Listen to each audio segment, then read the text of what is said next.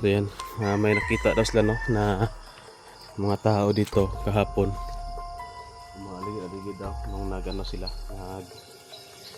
nanguha sila ng niyog ba, nagkupras. So yun no, may nagano pa doon sa taas oh. Yan, nagkuha ng kupras ng harit no, sa Bisaya. Yan. Yung mga kasama niya, kausap natin kanina, ang sabi, meron daw ito, mga 3 tao daw kahapon. Yan. Saka pumunta din dito sa bahay no.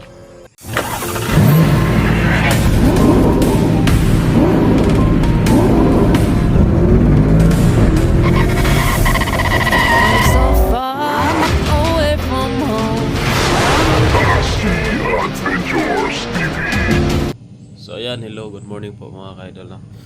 And on cam po tayo ngayon kasi sensyahan nyo na ngayon lang po, kayo ng umaga lang po kami dumating no, mga 2 AM no, kasi naligaw po kami mga kalods, hindi po kami naka-uwi agad no, tsaka lobat po yung mga cellphone namin, wala po kaming load. Yan, sinubusan din po ng pera no. Kaya sensyahan nyo na po sa lahat ng hindi natin na ano dyan na replyan sa mga nag-chat. So ngayon ko lang natingnan no, yung mga nag-chat sa akin, sobrang dami na pala. At yun, marami na yung nangyayari no. At ngayon mga ka-idol, kakagising ko lang no, medyo natagalan tayo ng gising. Anong oras na ba? 6 AM na. Pupuntahan ko po doon ng kubo nila Boy at Tony no. Tingnan natin kung ano yung mga nangyayari doon, check natin doon, makasakali na nakauwi na sila. So na-delay po kami no ng 1 araw kasi naligaw po kami, malayo po yung nalabasan po namin na area. Tsaka binalikan ko pa yung motor ko doon sa area no na iniwan namin kasi malayo yung ano namin, malayo yung nalabasan namin. Medyo yun talaga no, kapag kapos ka mang hits na lang sa mga sasakyan kasi wala din po yung mga bulsa namin noon doon. So yan, sa awa ng Diyos na nakauwi po tayo. So yun mga ka-idol, samahan nyo ako po doon pagpunta po sa ano, kubo nila Boy at Tony. Pupuntahan ko po doon, check po natin kung ano yung nangyayari doon no. So sana mamaya kung katapos namin kumain, kung wala na doon sa kubo, pupuntahan po namin no, hahanapin po namin, check ko po yung mga video nila, baka alam namin yung lugar. At yun, pasensya na po kayo, medyo natagalan tayo. So sana pa po no, pray nyo po na kakayanin po nila Boy at Tony, at sana maligtas po natin yung dalawa no, kawawa naman. Hindi po namin alam yung mga pangyayari. Mamaya manonood ako ng video. So ako lang po muna yung mag-isa na pupunta doon kasi wala po si Art. So yun mga idol, samahan nyo ako, tara. So yun po mga kalods no, nandito na po tayo malapit sa kubo. Kanina may nakausap po tayo no, hindi lang po tayo naka-on cam.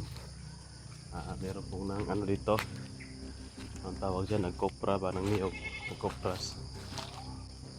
So yan, may nakita daw sila no, na mga tao dito kahapon. Umaligid daw nung nagano sila, nanguha sila ng niyog ba, nagkopras. So yun no, may nagano pa doon sa taas oh. Yan, nagkuha ng kopras ng harit no, sa Bisaya. Yan, yung mga kasama niya, nakausap natin kanina, ang sabi, meron daw ito, mga 3 tao daw kahapon. Yan, saka pumunta din dito sa bahay no, yung 3 tao. So yan, tignan natin dito. kung ano yung nangyayari dito sa bahay. Wala talaga no. Umalis daw kaagad mga kalods. Umalis daw kaagad no yung mga tao nung makita nila. Umalis daw kaagad. So tingnan natin mamaya kung babalik. Baka makakuha tayong lead no. Pero siguro hindi yung babalik kasi maraming tao ngayon nangunguha ng niyog. So ito open pala.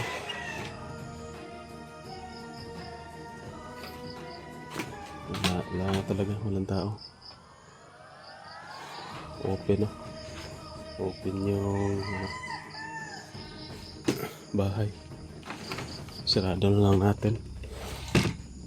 Saan kayang nito? Lock.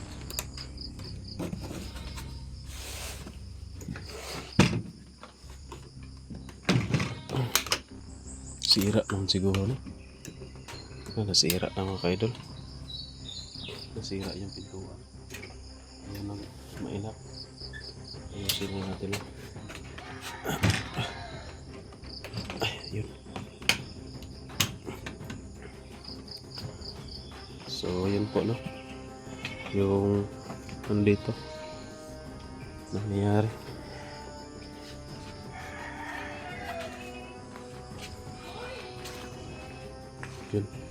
Yun na yung mga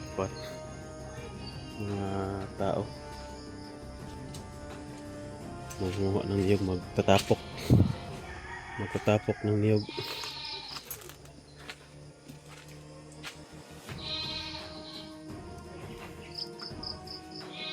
So yun, sana lang mga kalos no, ligtas pa yung dalawa.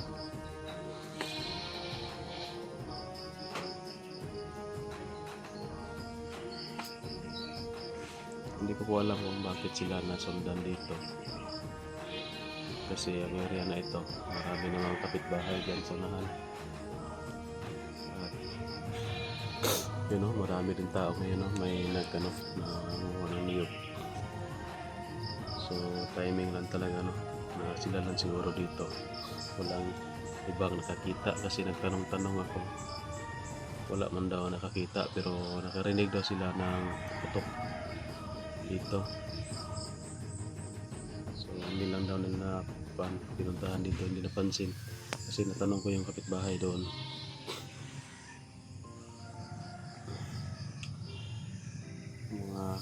Mga daw ngayon, ika-3 araw. Ika-3 araw daw ngayon na nangyari dito na may putok.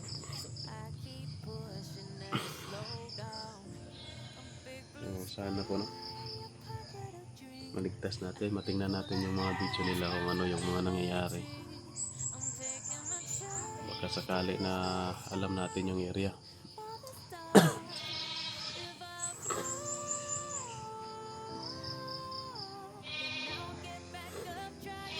Natagalan kasi kami mga kaidol. Yun po yung sinabi ko na kanina. Natagalan tayo sa pag-uwi. Mali yung nalabasan natin sobrang layo pala. Halos 1 araw yung biyahe namin. Tsaka pahitsits lang kami papunta doon sa iniwanan ko ng motor. Kasi nga wala kaming dalang allowance Yung last allowance namin 150. Binayad lang namin doon sa labasan. Sa paglabas namin nakasahi kami ng 150 doon sa motor.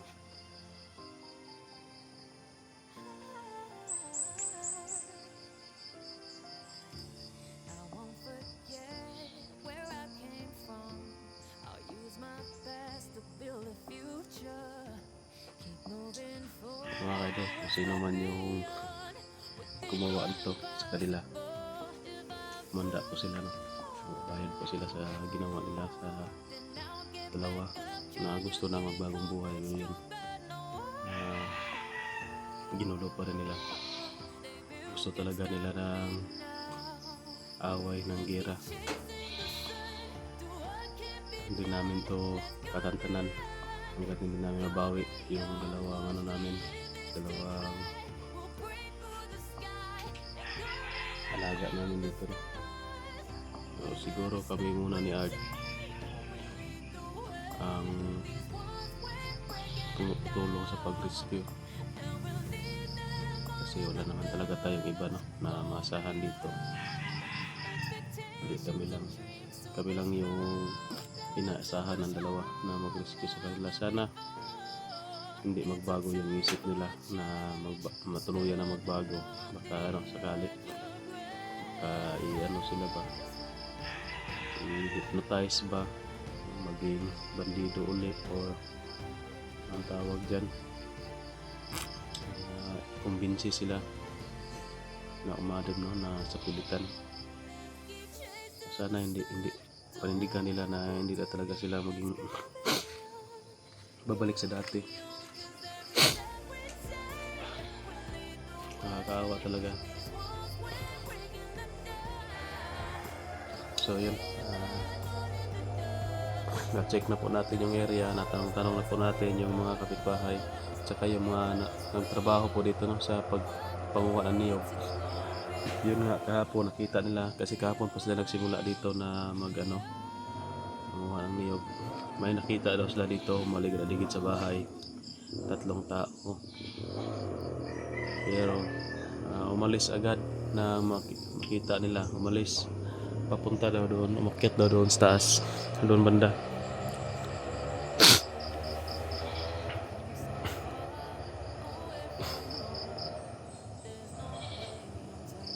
So yan po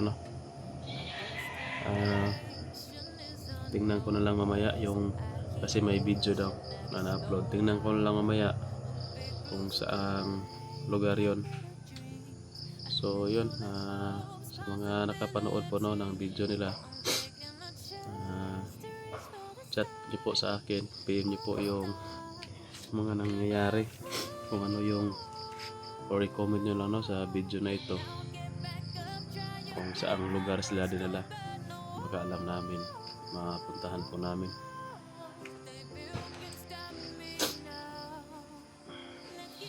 Hindi na po tayo magtatagal dito mga kaidol. Na po kami, mag-prepare na po kami agad. So yun po kakauwi lang po natin. Ilang oras lang yung tulog natin, 2, 3, 4, mga 3 oras lang mahigit, mga 3 oras lang. So yun, naman tayo, lalakad naman tayo, mag-prepare naman tayo sa panibagong mission natin. So sana may tutulong po sa atin na mag-rescue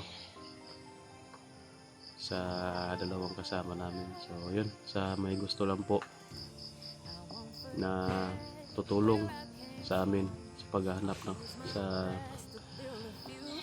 mga kasama namin dito na wala. So yun, open po tayo, welcome po kayo.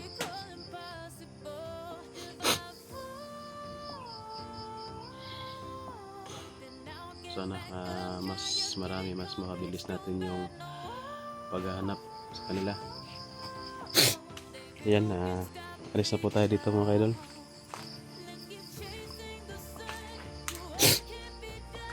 Sayang yung kubo, tapos sa sana.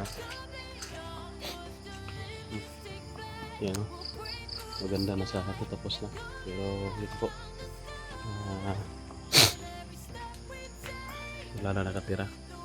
Sobrang tahimik na.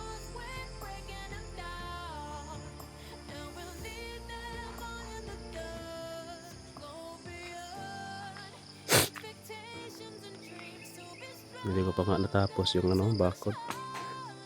Mabusan tayo ng pako. Tsaka yung kahoy. Yung kahoy na binili ko, yun lang yung tira. Kulang pa. Yeah.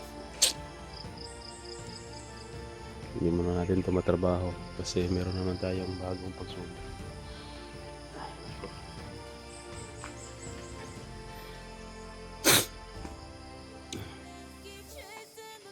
So yan, pasalamatan ko lang po muna kasi Ay, hindi pa po yun na naluto yung umagahan namin yun. No? Hindi pa po nakaluto yung asawa ko.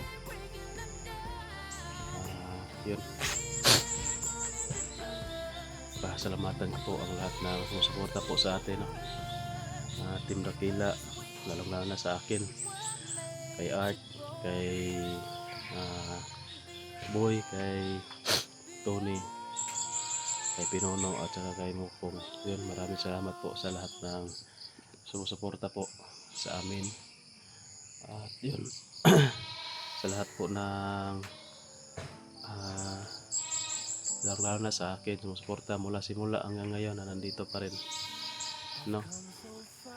Kahit tumaas, bumaba yung views natin, nandyan pa rin. Maraming salamat po talaga sa inyo. Alam nyo na po kung sino kayo. Hindi ko na po isa-isahin kasi sobrang dami. Baka may hindi tayo mabanggit, no? Magano pa ang tawag dyan, baka magalit pa sa atin or magtampo sa atin kasi sobrang ulyanin na natin, hindi lahat no natin mabanggit. So thank you po talaga sa inyo at sa mga admin ko dyan, maraming salamat. Pasensya na po, wala tayong update.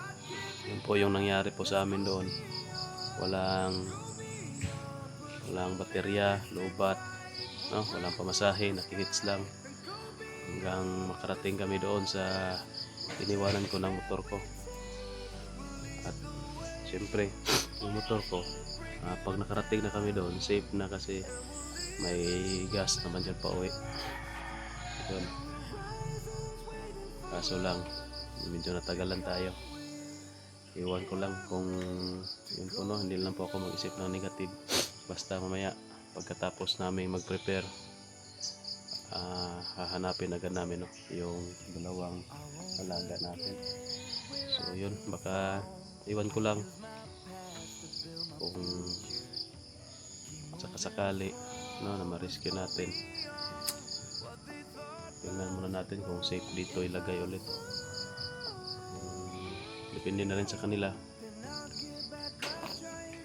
Kailangan talaga nila na mag-training, no, ng maigi para mabilis sila makapag-isip pa kung ano yung mga mangyayari. Kasi daw, yung sabi, nakulong na dito sa loob.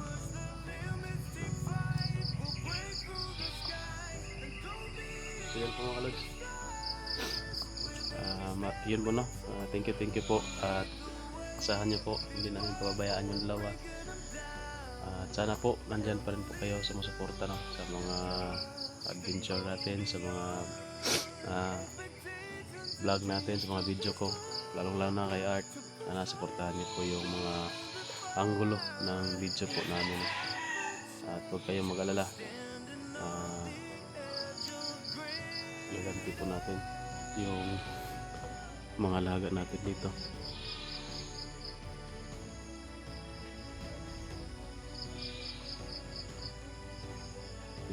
Yun pala, akala ko may pala doon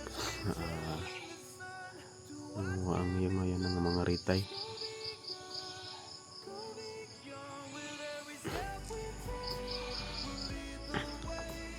Safe naman sana sila dito kasi marami pong kapitbahay dito mga kalods. Ilang metro lang nilayo, mga kabahayan na dyan doon, no, sa unahan at saka yung sa akin yung doglit. Kaso hindi natin lubos sa kalain na ganito yung mangyayari dito. Baka sa exploration namin doon sa bundok, baka nasundan po, no, kami yung doon sa area ba, yung sinama ko yung dalawa sa pag-explore, baka nasundan o baka iwan ko basta bakit sila, no, na monitor dito na nandito sila katira.